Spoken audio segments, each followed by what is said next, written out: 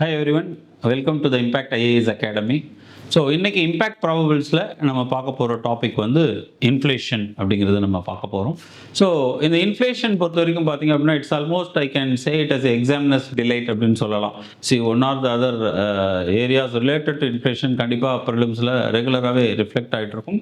So inflation அப்படிங்கிறத புரிஞ்சுக்கிறது ரொம்ப ரொம்ப முக்கியம். So let us move on to the topic today.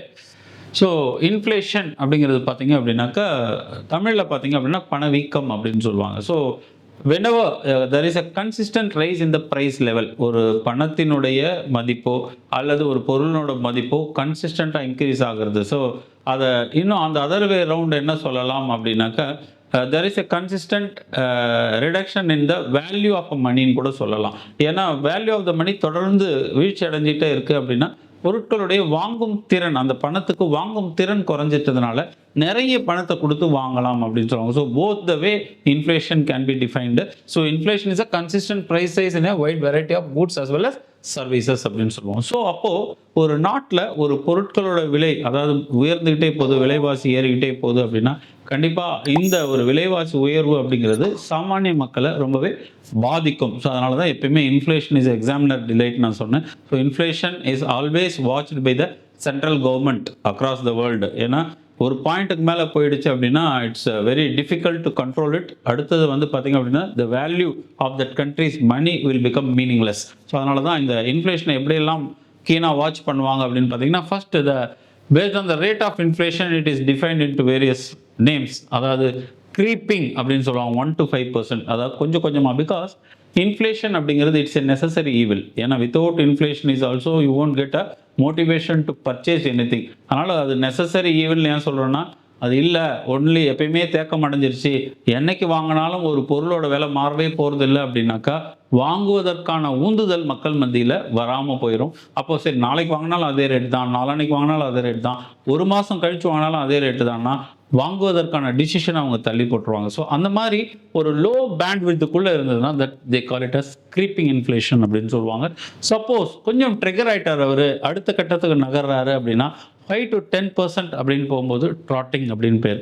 So 5 to 10% அப்படிங்கிறது இட்ஸ் அ வரியிங் சுச்சுவேஷன் தான். 10% அப்படின்னா டபுள் டிஜிட் கிட்ட நெருங்கிடுச்சுன்னா கண்டிப்பாக அது கவர்மெண்ட் ஷுட் இன்டர்வீன் அப்படின்னு அர்த்தம்.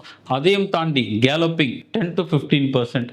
இந்த கேலப்பிங் இன்ஃப்ளேஷன் அப்படின்னா ஒரு பாயிண்ட்டுக்கு மேலே அவர் ரீச் ஆகிட்டார். ஸோ 50%லாம் இன்ஃப்ளேஷன் போயிடுச்சு அப்படின்னாக்கா people obviously will lose confidence on the money.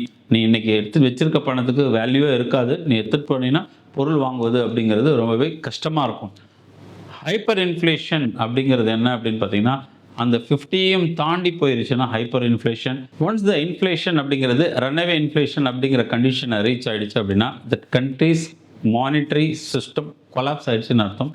கிட்டத்தட்ட people will go for barter system, பண்டமாற்று முறை அப்படிங்கிற லெவலுக்கு போயிடுவாங்க. பிகாஸ் செகண்ட் வேர்ல்டு வரப்போ ஜெர்மனியில் பார்த்திங்க அப்படின்னா ஒரு மொத்த வீட்டையே விற்றா தான் ஒரு காஃபி வாங்க முடியும் அப்படிங்கிற மாதிரி சொல்லுவாங்க. ஸோ அப்போ காஃபி வாங்க முடியும்னா வீட்டை விற்றுட்டு அப்புறம் காஃபி மட்டும் குடிச்சிட்டு என்ன பண்ணுறது? அப்போ என்கிட்ட பண்ணு இருந்ததுன்னா நான் பண்ணை கொடுத்து காஃபி வாங்கிக்கலாம், இல்லை கார் இருந்ததுன்னா காரை கொடுத்துட்டு வேறு ஒரு பொருளை வாங்கிக்கலாம். ஸோ இந்த மாதிரி ஆயிரும். அண்ட் ரீசெண்ட் டைமில் பார்த்திங்க அப்படின்னா Zimbabwe undergone such a situation அப்படின்னு நம்ம சொல்லலாம். ஸோ இது வந்து பார்த்திங்க அப்படின்னா இந்த ரைஸ் ஆஃப் இன்ஃப்ளேஷனோட ரேட்டை பேஸ் பண்ணி சொல்லுவாங்க. வேறஸ் இந்த factor that causes the inflation அப்படிங்கிறத பேஸ் பண்ணி நம்ம இன்ஃப்ளேஷனை டிஃபைன் பண்ணோம் அப்படின்னாக்கா ஒன்று வந்து டிமாண்ட் புல் இன்ஃப்ளேஷன் அப்படின்னு பேர். So when it comes to demand pull inflation அப்படிங்கிறது என்ன அப்படின்னா த டிமாண்ட் அண்ட் சப்ளையில் இஃப் சப்போசட்லி ஒரு பொருளுக்கு சப்ளை சைடில் ஒரு கன்ஸ்ட்ரெயின்ட் இருக்குது, ஆனால் அந்த பொருள் நிறைய உற்பத்தி ஆகலை, அதனால் பார்த்தீங்க அப்படின்னா ரொம்ப லிமிட்டடாக தான் மார்க்கெட்டில் அவைலபிளாக இருக்குது. But more and more people wanted to get that product அப்படின்னு பார்த்தீங்கன்னா தே will be ready to pay any amount to get that. அப்போ டிமாண்ட் அதிகமாக இருக்குது, சப்ளை கம்மியாக இருக்குது அப்படின்னும் போது that time the people will be able to pay more for that scarce commodity. So அப்போ அதோட ப்ரைஸ் ரைஸ் ஆயிரும். So that is what we call it as demand pull inflation அப்படின்னு சொல்கிறோம். இன்றைக்கி பார்த்திங்க அப்படின்னா ரியல் எஸ்டேட்டை ஒரு எக்ஸாம்பிளாக கூட சொல்லலாம். உதாரணத்துக்கு ஒரு பீஸ் ஆஃப் லேண்ட் இன்றைக்கி அண்ணா நகரில் நீங்கள் வாங்க போயிடுறீங்க அப்படின்னா பல கோடி ரூபாய் ஒரு கிரவுண்டு சொல்கிறாங்க. மேபி இது வந்து ஒரு 30 வருஷத்துக்கு முன்னாடி என்னவாக இருந்திருக்கும் அப்படின்னு பார்த்தீங்கன்னா ஃபியூ லேக்ஸோ ஃபியூ தௌசண்ட்ஸ்லேயும் இருந்திருக்கலாம். இது ஏன் இன்றைக்கி இவ்வளோ இருக்குது அப்படின்னா அண்ணாநகருங்கிற ஏரியா ஒரே லிமிடெட் ஏரியா, அதுக்குள்ளே இருக்கிற பீஸ் ஆஃப் லேண்ட் மாற போகிறதில்ல. ஆனால் நிறைய பேர் இங்கே வந்து வாழணும்னு ஆசைப்பட்றாங்க. அப்போது டிமாண்ட் புல் இன்ஃப்ளேஷன் அப்படின்னு நம்ம சொல்லலாம். அடுத்தது பார்த்தீங்க அப்படின்னா காஸ்ட் புஷ் இன்ஃப்ளேஷன்.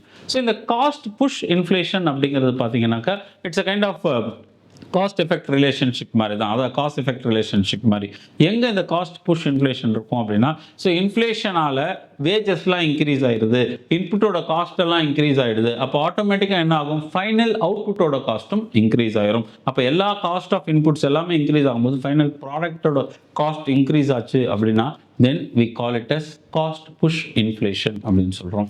அடுத்தது பார்த்தீங்க அப்படின்னா we call it as structural inflation. இப்போ இந்த structural bottlenecks, உதாரணத்துக்கு வந்து சரியான சாலை வசதிகள் இல்லை, சரியான டிரான்ஸ்போர்ட் ஃபெசிலிட்டிஸ் இல்லை அப்படின்னா, ஒரு இடத்துல இருந்து இன்னொரு இடத்துக்கு பொருட்களை கொண்டு போவது சிரமமாச்சு அப்படின்னா, அந்த இடத்துல ஆப்வியஸ்லி இந்த ஸ்ட்ரக்சரல் பாட்டில்நெக்ஸால், ஸோ இட் கேன் பி இன்ஃப்ராஸ்ட்ரக்சராக இருக்கலாம், அல்லது இப்போ அக்ரிகல்ச்சரில் எடுத்துக்கிட்டிங்க அப்படின்னாக்கா மிடில்மேன்ஸோடைய ரோல் இருக்கும். ஸோ ப்ராப்பராக டைரெக்டாக channel between the supplier and the purchaser இல்லாமல் நடுவில் மிடில்மேன் வந்துட்டாங்க அப்படின்னா they will be escalating the prices. So இந்த மாதிரியான ஸ்ட்ரக்சரல் ரீசன்ஸ் ஸ்ட்ரக்சரல் பாட்டில்நெக்ஸால் உங்களோட ப்ரைஸஸ் இன்க்ரீஸ் ஆச்சு அப்படின்னாக்கா that is what we call is structural inflation அப்படின்னு சொல்லுவாங்க. ஸோ இந்த இன்ஃப்ளேஷனை பொறுத்த வரைக்கும் பார்த்தீங்க அப்படின்னா we need to focus on inflation அப்படின்னு நான் ஏற்கனவே சொன்னேன். Because Reserve Bank of India or any central bank வந்து பார்த்தீங்க அப்படின்னா ஒரு சாமானிய மக்களுடைய வாழ்வாதாரத்தை பாதுகாக்க வேண்டியது அவங்களோட கடமை. அப்படின்னும் போது த ப்ரைஸ் ஒரு பியாண்ட் கண்ட்ரோல் போகாமல் they need to monitor. For that they are deriving or arriving with various price indices. அதில் இந்தியாவில் முக்கியமாக பார்த்தீங்க அப்படின்னா 2 டிஃப்ரெண்ட்டான ப்ரைஸ் இண்டிசஸை நம்ம ஃபாலோ பண்ணுறோம்.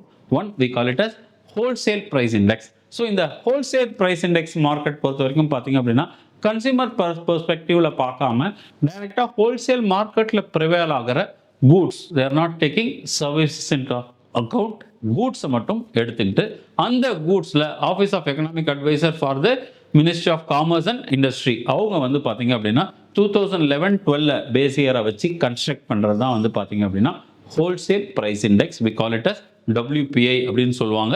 இதில் அன்ஆர்கனைஸ்டு செக்டார்ஸுடைய ரோல் அப்படிங்கிறது சுத்தமாக இருக்காது.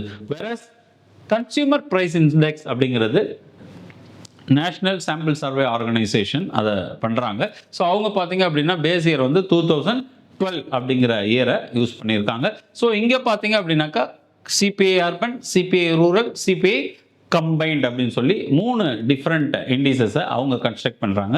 இதை பொறுத்த வரைக்கும் பார்த்தீங்க அப்படின்னா basket of goods and services whatever that is being incorporated in the CPI இண்டிசஸில் பார்த்தீங்கன்னா that is from the consumer perspective. Say for example food ஐட்டம்ஸாக இருக்கலாம், ஃபியூவலாக இருக்கலாம், எலக்ட்ரிசிட்டியாக இருக்கலாம், இதெல்லாம் வந்து கன்சியூமரை டைரெக்டாக அஃபெக்ட் பண்ணுற வேரியஸ் ஃபேக்டர்ஸ். ஸோ இது எல்லாத்தையுமே வச்சு கன்ஸ்ட்ரக்ட் பண்ணுறது தான் வந்து பார்த்தீங்க அப்படின்னா consumer price index. So this is used for monetary policy because whenever a monetary policy is being decided so that இப்போ இன்ஃப்ளேஷன் எத்தனை பர்சன்ட் போயிடுச்சு அப்போ இமீடியட்லி RBI should intervene.